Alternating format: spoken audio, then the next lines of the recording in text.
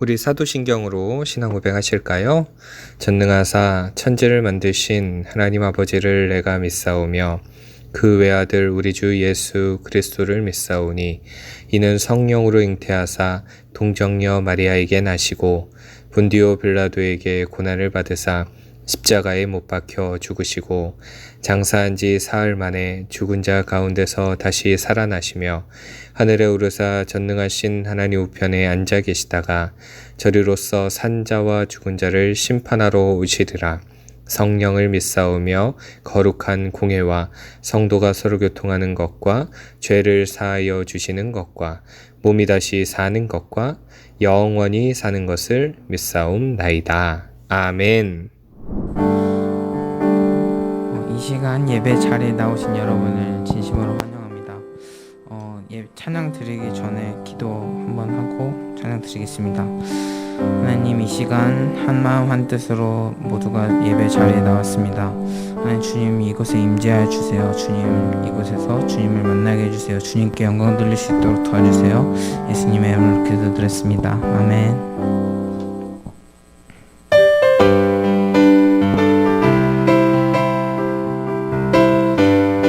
보아라 즐거운 우리 집, 보아라 즐거운 우리 집, 밝고도 거룩한 천국에 거룩한 백성들 거기서 영원히 영광에 다시 한번 보아라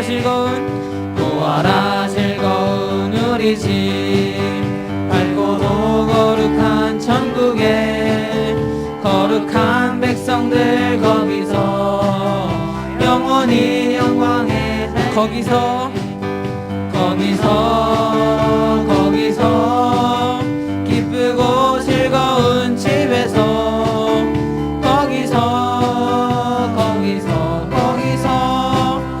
영원히 영광에 살겠네. 앞서간 우리의 친구들 광명한 그 집에 올라가 거룩한 주님의 보좌 참비로 영원히 살겠네. 우리를 구하신 주님도 거룩한 그 집에 계시니 우리도 이 세상 떠날 때 주님과 영원히 살겠네. 거기서 기쁘고 즐거운 집에서 거기서 주님과 영원히 살겠네. 우리의 일상이 끝나면 영원히 즐거운 곳에서 거룩한 아버지 모시고 기쁘고 즐겁게 살겠네. 거기서 기쁘고 즐거운 집에서 거기서 기쁘고 즐겁게 살겠네. 우리의 일생이 끝나면 영원히 즐거운 곳에서 거룩한 아버지 모시고 기쁘고 즐겁게 다시 한번 보아라 즐거운 우리 집, 보아라 즐거운 우리 집, 밝고도 거룩한 천국에 거룩한 백성들 거기서 영원히 영광에 살겠네. 앞서간 우리의 친구들 광명한 그 집에 올라가 거룩한 주님의 보좌 참미로 영원히 살겠네. 거기서 기쁘고 즐거운 집에서 거기서 영원히 영광에 살겠네. 다시 한번 거기서 기쁘고 즐거운 집에서 거기서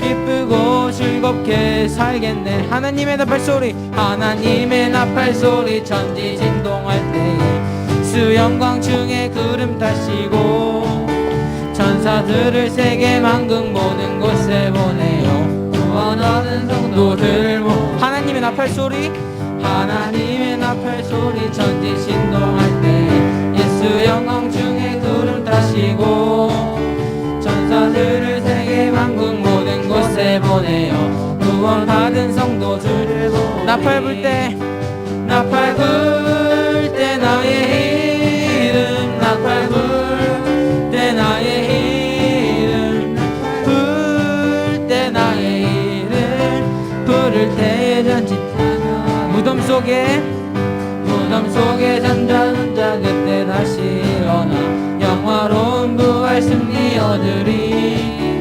주의 택한 모든 성도 구름 타고 올라가 공중에서 주의 얼굴 메우리. 나팔 불 때 나팔 불 때 나의 이름 나팔 불 때 나의 이름 나팔 불 때 나의 이름 부를 때 전대차며 주님 다시 오실 날을 주님 다시 오실 날을 우리 알 수 없으니 항상 기도하고 깨어 있어서 기쁨으로 보좌 앞에 우리 나가서도록 그때까지 하나님의 나팔 소리 하나님의 나팔 소리 천지 신동할 때에 예수 영광 중에 구름 타시고 천사들을 세계 만국 모든 곳에 보내요. 구원받은 성도들 모으리. 나팔 불 때 나팔 불 때 나의 이름 나팔 불 때 나의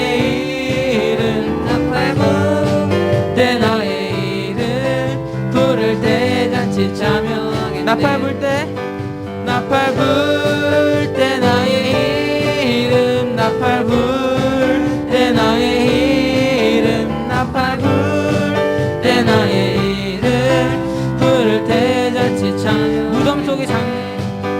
무덤 속에 잠자던 자 그때 다시 일어나 영화로운 부활 승리 얻으리. 주의 택한 모든 성도 구름 타고 올라가 공중에서 주의 얼굴 배우리. 주님 다시 오실 날을 주님 다시 오실 날을 우리 알 수 없으니 항상 기도하고 깨어 있어서 기쁨으로 보좌 앞에 우리 나가서도록 그때까지 참고 기다리겠네. 나팔 불 때 나팔 불 때 나의 이름 나팔 불 때 나의 이름 나팔 불 때 나의 이름 부를 때 잔치 참. 다시 한번 나팔 불 때 나팔 불 때 나의 이름 나팔 불 때 나의 이름 나팔 불 때 나의 이름 부를 때 잔치 참여하게. 나의 죄를 씻기는 나의 죄를 씻기는 예수의 피밖에 없네. 다시 정케하기도 예수의 피밖에 없네. 나를 정케 하기는 나를 정케 하기는 예수의 피밖에 없네. 사죄하는 증거도 예수의 피밖에 없네. 예수의 피 예수의 흘린 피 날리게 하오니 귀하고 귀하다. 예수의 피밖에 없네. 나의 죄 속하기는 예수의 피밖에 없네. 나는 공로 없으니 예수의 피밖에 없네. 편안함과 소망은 예수의 피밖에 없네. 나의 은은 이것뿐 예수의 피밖에 없네. 예수의 흘린 피 예수의 흘린 피 날리게 하오니 귀하고 귀하다. 예수의 피밖에 없네. 예수의 흘린 피 예수의 흘린 피 날리게 하오니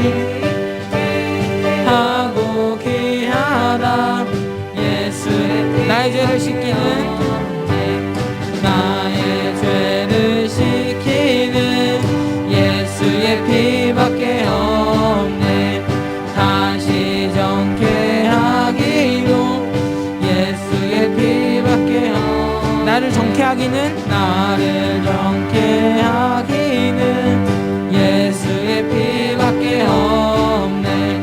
사죄하는 증거도 예수의 피밖에 나의 죄속하기는 나의 죄속하기는 예수의 피밖에 없네. 나는 공로 없으니 예수의 피밖에 없네. 예수의 흘린 피 예수의 흘린 피 날 이게 하오니 귀하고 귀하다. 예수의 피밖에 예수의 흘린 피 예수의 흘린 피 날 이게 하오니 귀하고 귀하다. 예수의 피밖에 다시 한번 예수의 흘린 피 예수의 흘린 피 날 이게 하오니 귀하고 귀하다. 예수의 피밖에 예수의 피밖에 없네. 예수의 피밖에 다시 한번 예수의 피밖에 없네.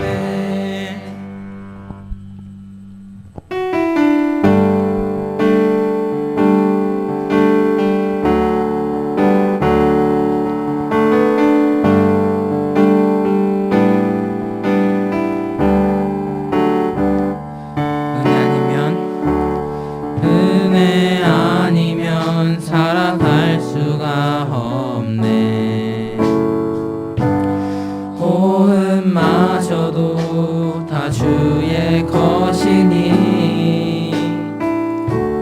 세상 평안과 위로 내게 없어도 예수 오직 예수뿐이네. 은혜 아니면 은혜 아니면 살아갈 수가 없네. 호흡마저도 다 주의 것이니 세상 평안과 위로 내게 없어도 예수 오직 예수뿐이네. 그 신계회 그 신계회 나올 수도 없고 작은 고난에 지쳐도 주께 묶인 나의 모든 삶 버티고 견디게 하시네. 은혜 아니면 은혜 아니면 살아갈 수가 없네.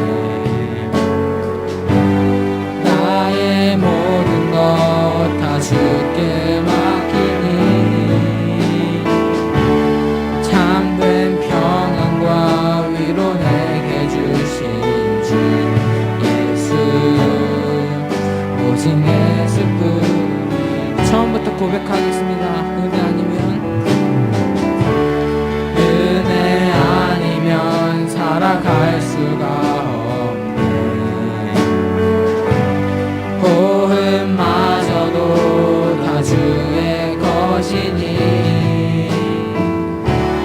세상 평안과 위로 내게 없어 예수 오직 예수뿐이네. 은혜 아니면 은혜 아니면 살아갈 수가 없네. 호흡마저도 다 주의 것이니 세상 평안과 위로 내게 없어도 예수 오직 예수뿐인 그 신계획 그 신계획 다 볼 수도 없고 작은 고난을 지쳐도 주께 묶인 나의 모든 삶 버티고 견디게 하시네 그 신계획 그 신계획 다 볼 수도 없고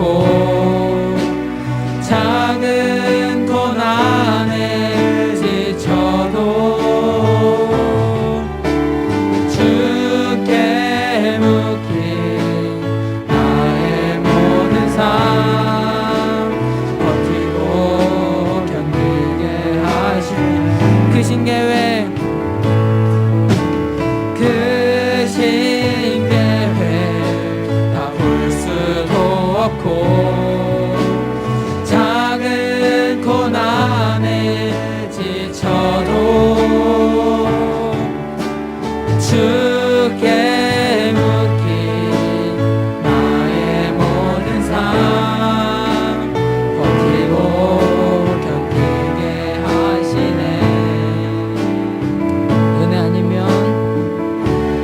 은혜 아니면 살아갈 수가 없네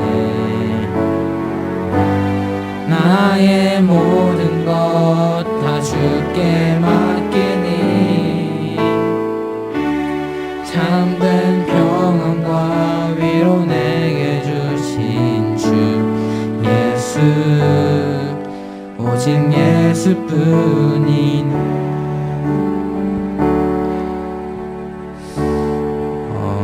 오늘 예배 가운데 하나님의 은혜가 충만하실 수 있도록 하나님의 인재가 있을 수 있도록 주님만 영광 받으시는 예배가 될 수 있도록 다 함께 목소리로 기도하시겠습니다. 주여 하나님 예배를 드릴 때에 주님을 만나게 해주시고 뜻이 되어서 주님과 영광을 도와주시고 하나님의 충만하실 수 있도록 도와주시고 하나님의 은혜로 저희 모든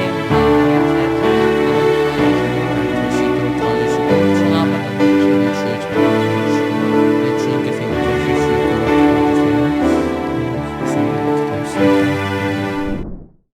하나님, 코로나가 빨리 끝나서 모든 사람들이 편하게 교회에 나올 수 있게 해주시고 오늘 예배를 통해 중고등부가 많은 은혜 받을 수 있게 해주시고 평소에도 항상 하나님을 찾을 수 있게 해주세요. 일주일 동안 건강히 잘 지낼 수 있게 해주셔서 감사합니다. 예수님의 이름으로 기도했습니다. 아멘. 여러분 모두 안녕. 이번 한 주간도 잘 보냈죠? 오늘은 목사님이 특별하게 특강 영상을 한 편을 준비를 했는데 이 특강 영상에서 여러분들이 퀴즈를 잘 맞춰주면 좋을 것 같아요. 자, 제가 어떤 퀴즈를 준비했는지 한번 볼까요? 자, 첫 번째, 영상 속에서 말하는 랜선 세대는 무엇일까요? 그것을 찾아서 우리 영상 그 특강 속에서 등장하고 있으니까 잘 표시를 하면 좋을 것 같아요. 그리고 두 번째, 그림 속에서 스마트폰 사용의 문제점 3가지가 무엇일까요? 여러분 그것도 잘 메모해가지고 표시를 해주면 좋을 것 같아요. 그리고 세 번째, 팝콘 브레인 현상은 무엇일까요? 이것도 역시 영상 속에 잘 드러나고 있으니까 여러분들이 꼭 메모를 잘 해가지고 여기에 대한 답을 잘 적어주면 10달란트가 주어지니까 여러분들 특강 잘 우리가 봤으면 좋겠어요. 특별히 목사님이 오늘 이 영상을 준비한 이유는 여러분들이 어디에 집중할 것인가 그것을 우리가 잘 확인해 보려고 그렇게 준비했으니까 꼭 집중해서 잘 봤으면 좋겠어요. 그럼 우리 영상 속으로 들어가 볼까요? 뿅! 안녕하세요. 김영환 목사입니다. 오늘 스마트폰 중독에 대해서 여러분과 같이 나누도록 하겠습니다. 먼저 말씀을 좀 보겠는데요. 신명기 6장 4절에서 9절 말씀입니다. 화면에 있는 것을 여러분 보셔도 되겠어요? 같이 한번 읽어볼까요? 이스라엘아 들으라 우리 하나님 여호와는 오직 유일한 여호와이시니 너는 마음을 다하고 뜻을 다하고 힘을 다하여 내 하나님 여호와를 사랑하라. 오늘 내가 내게 명하는 이 말씀을 너는 마음에 새기고 내 자녀에게 부지런히 가르치며 집에 앉았을 때든지 길을 갈 때든지 누워있을 때든지 일어날 때든지 이 말씀을 강론할 것이며 너는 또 그것을 내 손목에 메어 기호를 삼으며 내 미간에 붙여 표로 삼고 또 내 집 문설주와 바깥 문에 기록할지니라. 이렇게 말씀하고 있습니다. 이 신명기 말씀에 보면 하나님께서 4절에 이런 말씀하시죠. 이스라엘아 들으라. 이 말은 무엇이냐면 굉장히 중요한 이야기를 하는 거니까 잘 주의 깊게 들어보라는 말씀입니다. 하나님께서 이 말씀을 하신 다음에 마음을 다하고 뜻을 다하고 힘을 다하여 내 하나님을 사랑하라 그랬잖아요.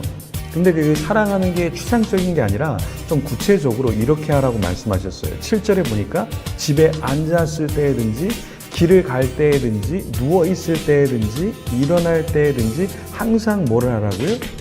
말씀을 강론, 가르치라고 말씀하셨고 또 말씀을 배우는 사람은 어떻게 하는가? 손목에 메어 기호를 삼고 미가 안에 붙여 표로 삼고 또 집 문설주 바깥문에 그 말씀들을 막 기록해 놓는 거예요. 포스트잇으로 붙여 놓듯이 다다다다다다 붙여 놓으라는 거죠. 근데 왜 하나님께서 이렇게 하라고 말씀하셨냐면 다른 것에 우리의 관심을 빼앗기지 않도록 하나님 말씀에 하나님에 집중하도록 그렇게 하신 것인데 우리는 어떻습니까? 요즘에 보면 많은 사람들이 차 안에서 어때요? 핸드폰을 보고 있죠. 스마트폰을 갖고 있죠. 그러니까 스마트폰을 많이 볼수록 스마트해질까요? 아니면 그렇지 않을까요, 여러분? 이걸 우리가 같이 좀 고민을 해봐야 되는데요. 스마트폰은 이런 거예요. 사주면 사줄수록 후회하고 부모님 입장에서는 또 사주지 않으면 어때요? 사줄 때까지 시달리게 하는 거. 이게 스마트폰이라는 거죠. 아마 여기 청소년들은 더 좋은 스마트폰 지금 얻어야 되는데 목사님 지금 무슨 얘기하는 거야? 그리고 부모님들은 아 진짜 맞아 내가 스마트폰을 사준 이후로 지금까지 후회를 하고 있어 이렇게 고민하는 부모님들이 분명히 있으실 거예요. 여러분 스마트폰을 하는 이 친구의 모습이 보이죠? 어때요? 굉장히 땀을 뻘뻘 흘리면서 뭔가에 집중하고 있지만 거북목이 되어져 있죠. 뭔가 열중하지만 이게 정말 소득이 있는 것인가 우리 고민을 해봐야 돼요. 그래서 스마트폰을 사용하는 우리 인간의 뇌를 오늘 조금 이야기를 나눌 텐데요. 이 스마트폰은 사실은 그냥 스마트폰과 나와 연결된 게 아니라 스마트폰은 우리 뇌와 많이 연결되어 있는데요.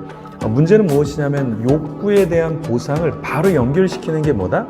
이 스마트폰이 그런 것을 제공해 준다라는 거예요. 그래서 우리의 뇌는 전두엽도 있고 측두엽도 있고 이렇게 되어 있는데요. 후두엽도 있는데 우리의 뇌가 어디가 많이 발달하게 되냐면 전두엽이 청소년기에 대학생 때, 청년 때 좀 많이 발달이 되고 잘 성장해야 되는데 스마트폰을 너무 많이 보면 이 전두엽이 거의 작용을 하지 않고 발달되지 않는다라는 거죠. 그러면서 전두엽이 아니라 후두엽.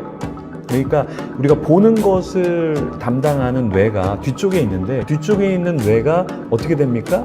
그것만 발달하게 되고 전두엽인 사고를 하고 뭔가 기억을 하는 그런 뇌는 잘 움직이지 않게 된다는 거예요. 그래서 스마트폰을 많이 하면 집중력이 떨어져요. 절제가 잘 안 돼요. 여러분들 예를 들어서 전화번호 예전에는 스마트폰이 없을 땐 전화번호 다 외웠거든요. 사실 길도 그냥 내비가 이렇게 찾아주니까 우리가 따라만 가잖아요. 근데 예전에는 지도를 보면서 이렇게 갔기 때문에 집중도나 기억력이 지금보다 훨씬 더 좋았다라는 거예요. 그러면 우리는 인터넷, 스마트폰 이런 것과 연결되면서 어떤 것을 갖게 되냐면 인터넷 중독 장애, 스마트폰 중독 장애를 갖게 된다는 거예요. 이 말은 무엇이냐면 스마트폰으로도 인터넷에 접속이 되지 않으면 우리 마음에는 불안이 있어요. 초조함이 있다라는 거예요. 그러니까 이거를 여러분들이 느끼지 못할 거예요, 아마. 왜냐하면 늘 접속되어 있기 때문에. 근데 만약에 인터넷이 접속이 안 돼요? 스마트폰이 여러분 주위에 없어요? 그럼 우리는 어떻게 돼요? 불안하고 초조해지기 시작한다라는 거예요. 그래서 스마트폰의 중독 체크를 여러분 같이 한번 저랑 해보실게요.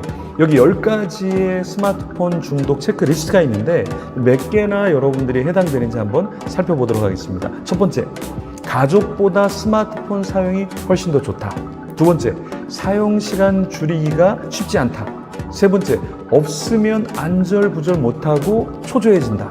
네 번째, 수시로 사용하다 주변에서 지적받아 본 적이 있다. 다섯 번째, 지금 하는 공부 혹 일에 방해되는 듯 하다. 여섯 번째, 단어, 할 일을 잠시 까먹을 때가 있다. 일곱 번째, 여가 시간을 스마트폰으로 보낸다. 여덟 번째, 잠자는 시간이 줄어들고 평소 약간 피곤하다. 아홉 번째, 스마트폰을 할 때 주의 소리를 잘 못 듣는다. 열 번째, 수시로 스마트폰을 만지고 체크한다. 여기 10가지 중에 여러분들은 몇 가지가 해당이 되나요? 여기서 여러분들이 6개 이상 해당된다. 그러면 스마트폰 중독으로 여러분들이 자가 진단하시면 되겠습니다. 자, 그러면 우리 이 시대를 어떤 시대라고 얘기를 하냐면 우리는 알파 시대라 그래요. 제가 잘할 때는 X세대, 뭐 Z세대, Y세대 뭐 이런 세대라고 얘기했는데 지금 세대를 우리 청소년 세대를 알파 세대라고 얘기한다. 이 알파 세대가 어떤 세대요? 태어나 봤더니 스마트폰이 세상에 있어요. 그것을 만지작거리고 너무나 조작하는데 익숙하게 그것을 사용하는 세대를 알파 세대라고 하죠. 스마트폰이 몸의 일부처럼 사용되는 것, 그게 알파 세대인 거죠. 또 랜선 세대라 그래요. 그러니까 이 인터넷을 통해서 어떠한 랜선을 통해서 연결되어지는 세대다. 그러니까 집에서 혼자 있어도 그냥 랜선으로 연결되면 같이 게임하고 같이 채팅하고 같이 뭔가를 회의하고 다 랜선으로 하는 세대. 또 하나는 어떤 세대냐, 이 시대를 호모 사피엔스라고 얘기해요. 호모 사피엔스라는 것은 핸드폰을 가지고서 사는 인류라는 이야기죠. 이 스마트폰이 낳은 신인류, 그것을 호모 사피엔스라고 얘기한다라는 것입니다. 그러면 여기에 문제가 있을까요, 없을까요? 여러분들도 아마 스마트폰을 사용하면서 이거 조금 문제가 있는 것 같은데 조금 느낄 거예요. 그러면 그 문제를 한번 살펴볼게요. 첫 번째 문제는 뭐냐면 주의력이 결핍된다. 그러니까 내가 집중하려고 그러는데 집중이 잘 안 돼요. 갑자기 뭔가 카톡 해야 될 것 같고 문자 해야 될 것 같고 기사 뭐 찾아봐야 될 것 같고 게임 해야 될 것 같고 뭔가 부산스럽죠. 첫 번째가 뭐냐면 주의력 결핍이다. 두 번째 문제는 리셋 증후군이에요. 이 리셋 증후군은 뭐냐면 게임을 하다가 그냥 접어, 다른 게임을 해, 다시 시작해. 그러니까 리셋이라는 건 너무나 쉽게 포기하는 거예요. 그래서 게임을 포기하듯이 사람과의 관계를 포기하고 뭐 내가 꿈꿨던 걸 그냥 쉽게 포기하는 거예요. 그냥 이거 하지. 왜냐하면 리셋 증후군이 스마트폰을 많이 사용하는 세대, 젊은 세대일수록 이게 굉장히 강렬하게 일어나고 있다는 거예요. 세 번째는 뭐냐면 디지털 격리 증후군. 디지털 격리 증후군이라는 것은 무엇이냐면 우리가 디지털과 함께 있어야 되는데 좀 떨어져 있는 것 같으면 뭔가 불안하고 초조하고 염려하게 되고 잘 생활을 못하는 거예요. 이게 우리 시대라는 거죠. 지금 여러분의 세대에 이런 일들이 일어나고 있다는 것입니다. 네 번째는 어떠한 문제가 있냐면 대인관계가 부족하게 돼요. 그러니까 무슨 말이냐면 너무 우리가 폰과 친하다 보니까 사람이 앞에 있는데 그 사람하고 이야기하는 게 아니라 그냥 여기서 다른 친구랑 막 카톡하고 있어요. 다른 걸 막 검색하고 있어요. 문자를 보내요. 뭘 검색을 해요. 여러분들 이런 사람 있거든요. 실제로 제가 앞에 있는데 자꾸 다른 거를 해요. 그러면 이런 사람을 우리가 심리학적인 전문 용어로 뭐라고 얘기하죠? 재수 없는 인간이죠. 밥맛 없는 인간이죠. 때로는 이해도 되지만 너무 눈을 안 맞추시고 계속 다른 걸 하는 거예요. 그러면 제가 관심이 있다라는 거예요, 없다는 거예요? 저를 존중한다는 거예요, 안 한다라는 거예요? 안 한다라는 거죠. 그래서 이거는 대인 관계성에 문제가 생길 수밖에 없다라는 겁니다. 다섯 번째는 건강의 이슈, 건강에 문제가 생겨요. 시력이 안 좋아집니다, 여러분. 왜요? 저희가 TV를 많이 보고 스마트폰을 많이 보고 인터넷을 많이 사용하다 보면 시력이 예전보다 떨어져요. 그러니까 몽골에 있는 사람들은 어때요? 평원, 초원 거기서 이렇게 막 보니까 먼 곳을 보니까 시력이 어때요? 5.0, 3.0 이러잖아요. 근데 지금 우리는 어때요? 2.0이 아니라 1.5가 아니라 0.8, 뭐 마이너스 1, 마이너스 2 이게 왜 그럴까요? 우리 시력이 저하된다라는 거예요. 그 다음에 피로감을 많이 느끼죠. 네, 스마트폰을 많이 하고 또 드라마를 장시간 보고 그러면 어때요? 우리가 피로감을 느낄 수밖에 없다라는 거예요. 음란물을 오랫동안 보고 게임에 오랫동안 사로잡혀 있으면 그게 막 행복하고 믿음이 생기고 이런 게 아니라 피로감이 생긴다라는 거예요. 세 번째는 뭐냐? 비만, 살이 찌게 돼 있어요. 뚱뚱하다고 너 스마트폰 많이 했지 정죄하는 게 아니라 움직이지 않기 때문에 계속해서 우리가 살이 찌게 된다라는 거예요. 복부 비만이라든가 또 우리의 근육이 막 빠져나간다던가 이런 것들이 일어나고 있다라는 것입니다. 또 소화가 잘 안 되죠. 왜요? 먹고 가만히 있으니까 소화가 잘 안 돼요. 그리고 게임하는 친구들은 집중하다 보니까 어때요? 잘 먹지도 않아요. 그러니까 소화도 잘 못 시키지만 잘 먹지도 않아요. 수면이 굉장히 부족하게 되죠. 그러니까 계속 피로감이 와요. 왜 그러느냐? 우리가 수면을 잘 하려고 그러면 세로토닌이나 멜라토닌이나 아데노신 이런 호르몬이 나와야 되는데 이제 스마트폰에 너무 집중하면 우리가 어떤 것이 나오냐면 글루탐산, 도파민, 그 다음에 히스타민 이런 것들이 나오면서 우리가 잠을 자는데 오히려 잠을 자는 게 아니라 더 각성의 효과를 우리에게 준다라는 거예요. 그러면서 우리는 어떻게 됩니까? 건강상의 문제가 생기게 된다라는 거예요. 그래서 여러분들이 이 스마트폰을 사용하는 것이 항상 좋은 것이 아니라 문제가 될 수도 있구나. 내 건강상에, 내 정서상에 내가 또한 공부를 하고 집중하는데 영적인 것도 문제가 생길 수 있다는 걸 여러분들이 꼭 인지하셔야 됩니다. 네, 안녕하세요.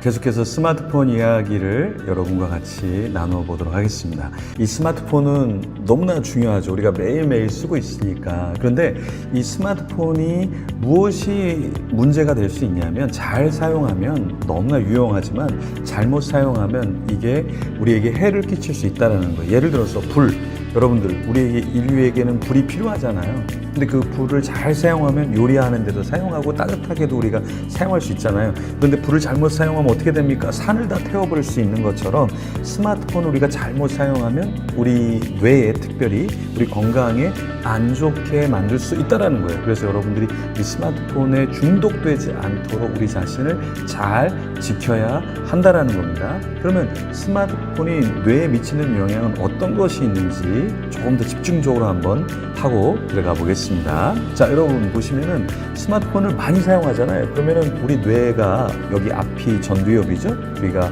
측두엽이고 뒤에가 뭡니까? 예, 후두엽이잖아요. 어디가 많이 사용될 것 같아요? 스마트폰을 많이 보면 우리 눈을 통해서 이것이 뒤쪽으로 많이 가요. 뒤쪽으로. 시각적인 게 뒤쪽에 있잖아요. 그러면 우리 앞쪽에 있는 전두엽이 많이 사용이 되면 사고를 하고 연구를 하고 기억하는 데 도움이 되는데 뒤쪽에만 많이 사용되니까 어때요?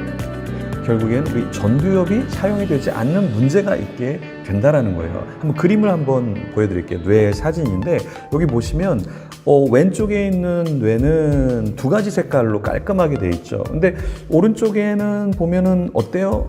조금 흔들리고 있죠. 불안정하죠. 이게 중독된 사람의 뇌인데 앞쪽에 보면 보라색이 있죠. 이것은 사용되고 있지 않다라는 말이에요. 그러니까 이게 뇌를 굉장히 안 좋게 만들고 있다. 뭐 하면 우리가 스마트폰을 2시간, 3시간, 5시간, 10시간 게임을 집중해서 하면 이 도박을 집중해서 하면 음란물을 집중해서 보면 이 뇌가 결국에는 중독된 뇌로 바뀌어지게 되고 뇌의 기능이 저하가 되고 뇌가 변화가 일어난다라는 거예요. 그러니까 사람의 뇌는 앞쪽에 전두엽은 뭘 한다고요? 네, 감정, 운동, 지적인 기능을 해요. 그림을 한번 여러분들 보시면 측두엽은 뭐를 합니까? 언어적인 기능을 담당하죠. 후두엽은 뭐예요? 시각 기능인데 이 우리가 스마트폰을 계속해서 보면 시각적인 기능만 기대하게 되는 거예요.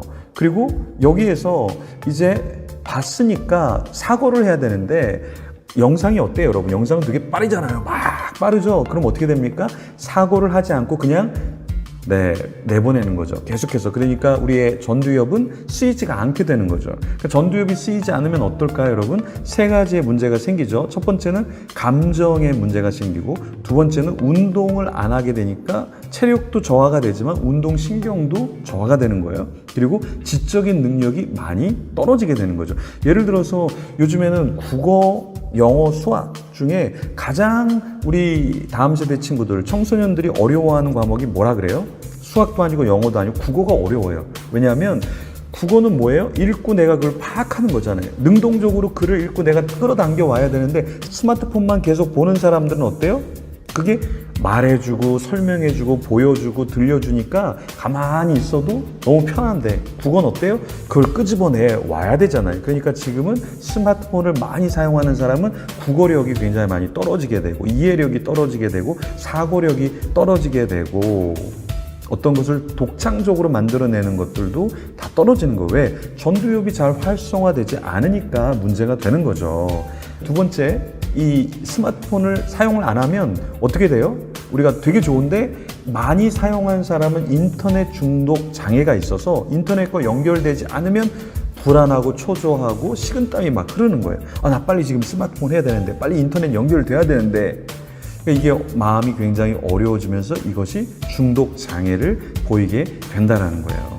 자, 2014년 5월 초에 미국에서 미국 정신과 협의 연례 대회가 있었는데요. 그때 어떠한 것을 발표했냐면, 인터넷의 중독의 장애를 보이는 청소년들은 뇌 비정상적인 특징이 나타났다라는 거예요. 그것에 대해서 조금 더 설명을 하면 이런 거예요. 세 번째 특징이라고 말할 수 있는데, 뇌 백질의 비정상화를 일으킨다라는 거예요. 이게 무슨 말이냐면, 사람의 뇌에는 백질이라는 게 있는데 그것이 정상적이지 않게 된다라는 거예요. 그러면 어떻게 되냐? 전달해야 될 것들을 전달하지 못하면서 세 가지 문제가 생기는데, 첫 번째는 감정의 조절에 문제가 생기고, 두 번째는 의사를 결정하는 데 문제가 생기고, 세 번째는 자기를 제어하는데 그 능력이 저하가 된다라는 거예요. 그림을 좀 보면 이런 겁니다. 이 백질이라는 게 있는데요. 이게 무엇을 담당하냐면 중앙신경계의 정보를 전달하는 거예요. 근데 이것이 이상이 생기고 제대로 작용을 하지 않게 되면 어떻게 됩니까? 문제 처리 속도가 굉장히 느려지게 되고 제대로 뇌의 기능을 하지 못하게 된다는 것이죠. 그러니까 인터넷 중독 장애가 있게 되면 단순히 뇌만 그렇게 되는 것이 아니라 사람의 정신의 질환과 정서적인 질환도 같이 오겠죠. 예를 들어서 이런 겁니다. 우울증이 오기 시작하고 자살의 충동률이 높아요. 물론 스마트폰을 많이 안 하는 사람도 자살률은 있습니다. 충동이 있습니다. 하지만 그것이 그렇게 높지 않다는 거죠. 강박장애, 또 식이장애, 주의력 결핍, 과잉 행동장애, 알코올, 또 약물에 대한 중독이 일어나게 된다라는 것입니다. 자, 그러면 스마트폰이 뇌에 주는 악영향을 크게 세 가지로 이야기하면 집중력을 감소한다. 그리고 지능을 감소하게 되는 거죠. 집중력을 제대로 활성화시키지 못하니까 당연히 지능이 떨어지겠죠. 그리고 사용하지 않은 뇌의 신경에 시냅스가 가지치기를 당한다라는 거예요. 이게 굉장히 무섭죠. 그러니까 우리의 뇌는 계속해서 전두엽도 자라고 있고 성장하고 있는데, 예를 들어서 우리가 이 뇌를 사용을 해야 되는데 자꾸 스마트폰으로 보는 것만 뇌가 인지하게 만들면 우리 뇌에 있는 신경 시냅스가 얘는 필요 없는 것 같아 하고 인식하기 시작하면서 가지치기를 해버린다라는 거예요. 그러면서 뇌의 기능에 저하를 일으키게 된다라는 거죠. 그래서 기억력이 결국에는 감퇴하게 된다. 여러분, 이 스마트폰을 많이 사용하게 되면 암기하는데 굉장히 어려움이 생겨요. 예전에 우리가 스마트폰이 없을 때는 전화번호를 다 외웠어요, 사람들이. 친한 친구, 부모님, 여자친구, 여자친구가 또 바뀌고 그래도 옛날 여자친구 그 전화번호까지 다 기억했어요. 예전 남자친구 전화번호까지 다 기억했어요. 근데 지금은 스마트폰을 쓰다가 스마트폰 번호, 연락처를 싹 지워버려요. 그러면 다 잃어버리죠. 기억을 못 하잖아요. 아마 지금 여러분들 부모님 핸드폰 번호, 또 친한 친구 핸드폰 번호 외우고 있는 사람들 많지 않을 거예요. 왜냐하면 이게 스마트폰을 많이 사용하다 보면 우리가 자꾸 기억력이 감퇴가 돼요. 그래서 나중에는 내가 학년 몇 반이지? 내가 번호가 어떻게 되지? 이것도 잘 기억이 안 날 수도 있어요, 여러분. 왜냐하면 우리는 계속해서 스마트폰으로 인해서 현란한 것에 반응하다 보니까 책을 보는 것도 그렇고 환경의 아름다운 장면을 봐도 이게 눈에 잘 들어오지가 않는 거예요. 왜냐하면 우리 뇌가 자극적인 거에만 많이 노출되어 있기 때문에 그런 것이죠. 3세에서 5세의 미디어와 뇌 연구를 해봤는데 뇌 백질 밀도가 줄어드는 것을 보여줬다는 거예요. 아까 제가 그림을 보여드렸잖아요. 뇌 백질. 그때 이 밀도라는 게 있는데 이 밀도가 줄어들면 어떻게 되는가?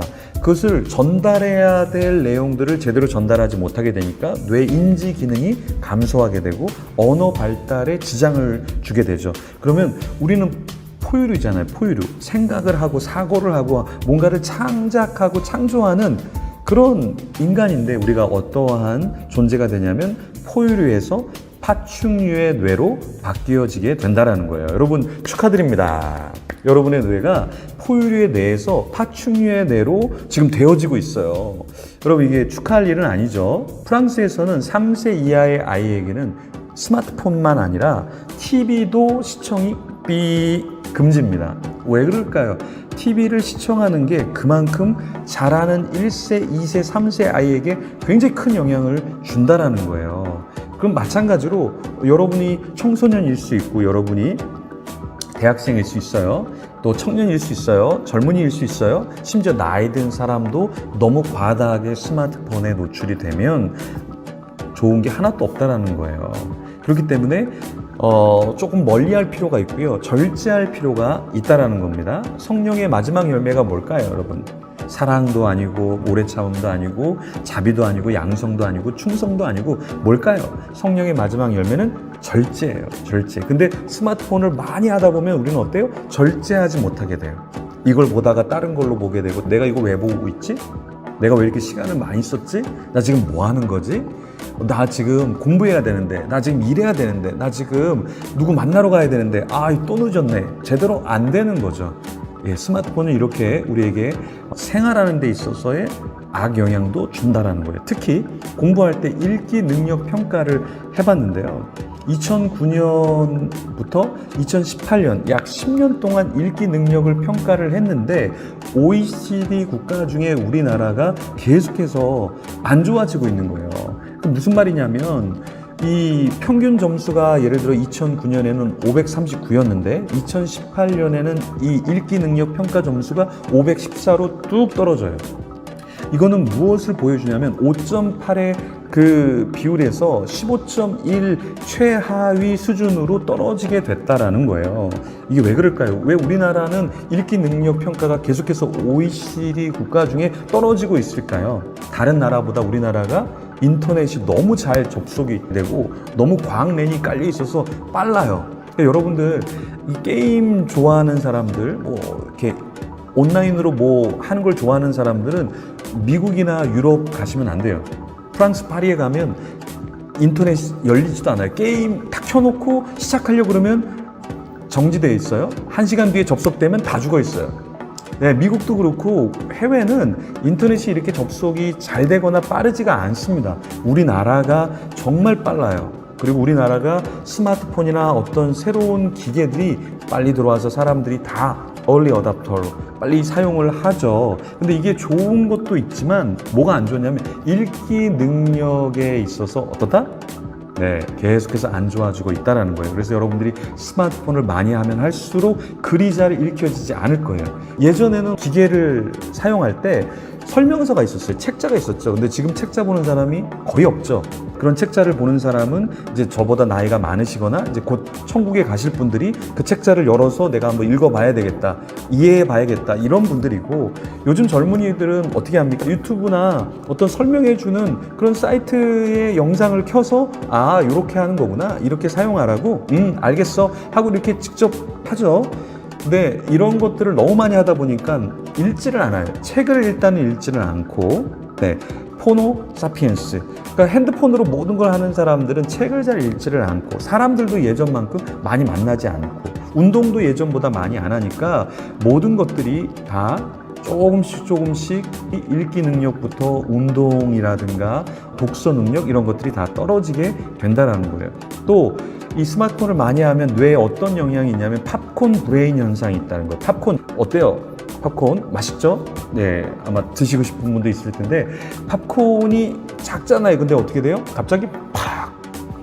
그런 것처럼 우리 뇌가 아주 자극적인 것을 통해서 느끼는 걸 원한다는 거예요. 밋밋한 걸 별로 좋아하지 않는다라는 거예요.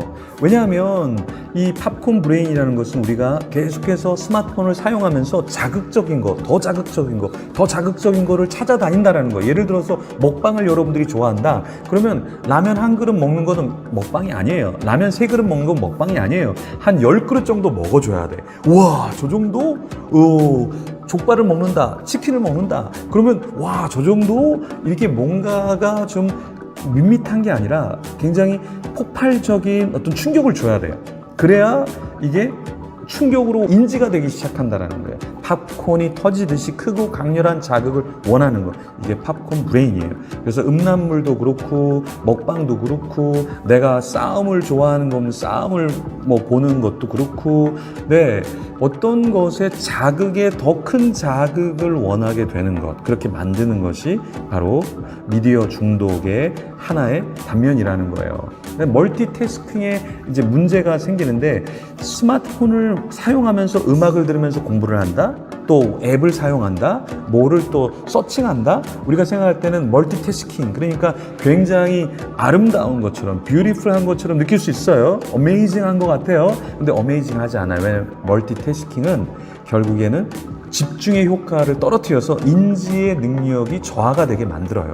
그러니까 스마트폰을 많이 사용하면 집중력이 올라가는 게 아니라 저하가 된다는 거예요. 근데 참 재밌는 연구 결과는 뭐냐면 스마트폰을 내가 안 보려고 옆에다 놔요. 근데 그것도 인지하고 있고 우리가 그게 멀티태스킹으로 빠지게 된다는 거예요. 또 스마트폰을 내가 아예 꺼놔요.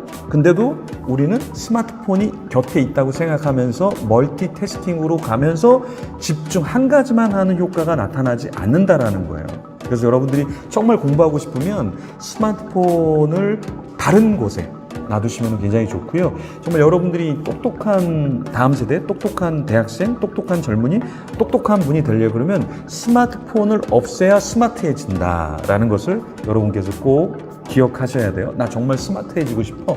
예를 들어 내가 고등학생이다. 그러면 졸업한 뒤에 사용하는 것이 훨씬 더 좋습니다. 인스타 브레인이라는 책이 있는데요. 여기서 이야기하는 것 중에 한 가지가 무엇이냐면 우리가 스마트폰을 많이 사용하면 SNS를 많이 하면 세라토닌이라는 호르몬이 나와서 그것이 우리를 굉장히 안정적으로 만들어주는 호르몬인데 그것이 저하가 된다는 거예요. 그래서 끊임없이 비교하게 된다는 거예요. 여러분들 인스타 하십니까? 인스타는 제가 볼 땐 스타들만 해야 돼요. 왜냐하면 내가 스타가 아닌데 인스타, 그 스타 안 계열에 들어가려고 막 노력하잖아요. 그럼 어떻게 되냐면 여러분들이 끊임없는 비교가 되고 여러분은 디스커리지 돼요. 결국에는 굉장히 비교당하면서 비참해지는 거예요. 그래서 여러분 인스타나 뭐 페북이나 뭐 이런 것들은 평소에 못 먹는 맛있는 걸 올려놔요. 그러면서 늘 먹는 것처럼 옷을 매일 사지 않는데 그 살 때만 올려놓으니까 나는 못 사는데 뭐 공부 잘한 거를 이렇게 올려놓으면 공부 난 못하는데 좋은 친구, 멋진 친구랑 같이 있는 사진을 올려놔요. 항상 그렇게 하는 건 아닌데 우리는 은근히 비교를 하면서 어떻게 됩니까? 세라토닌이라는 호르몬이 저하가 되면서 우리는 뚝뚝뚝 우울 모드로 가게 되는 거죠. 그래서 이런 인스타나 어떤 SNS를 많이 하는 사람이 행복한 게 아니라 적절하게 필요에 의해서 할 때 우리는 건강하게 된다라는 것입니다. 그래서 여러분들이 이 스마트폰이 뇌와 어떤 관련이 있는지 기억하시고 여러분의 뇌를 정말 건강하게 만들고자 하신다면 이 스마트폰을 여러분들이 공부하는 학생이라면 내가 나중에 대학 가서 내가 이걸 사용하리라. 그리고 대학생이라면 정말 스마트한 대학생이 되려고 하면 내가 대학교를 졸업할 때까지는 내가 공부하는 이 전공 과목에 내가 정말 뛰어난 사람이 돼야 되겠다 하신다면 여러분들 훨씬 더 지금보다 더 뛰어난 브레인을 가질 수 있을 겁니다. 네.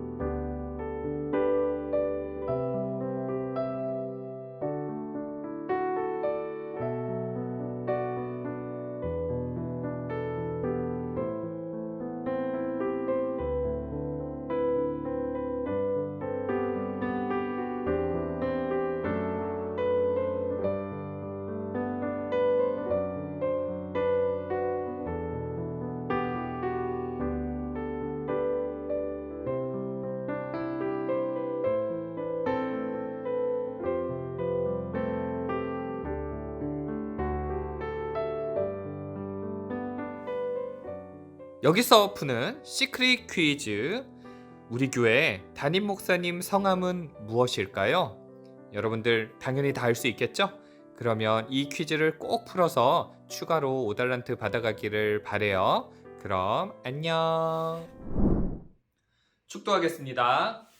이제는 우리 주님 예수 그리스도의 은혜와 하나님 아버지의 무한하신 사랑하심과 성령님의 감화감동 충만하여 주심이 오늘 말씀을 기억하며 성령의 9번째 열매인 절제를 기억하고 그렇게 하나님 기뻐하시는 일들을 행하며 스마트폰 사용을 조금 줄여보고 그렇게 하나님의 뜻을 이루어가고 그렇게 하나님 앞에 더 집중하기를 소망하는 이 말씀을 들은 모든 우리 중고등부 친구들의 머리머리 위에 또 선생님들의 머리머리 위에 이제로부터 영원토록 함께 있을지어다.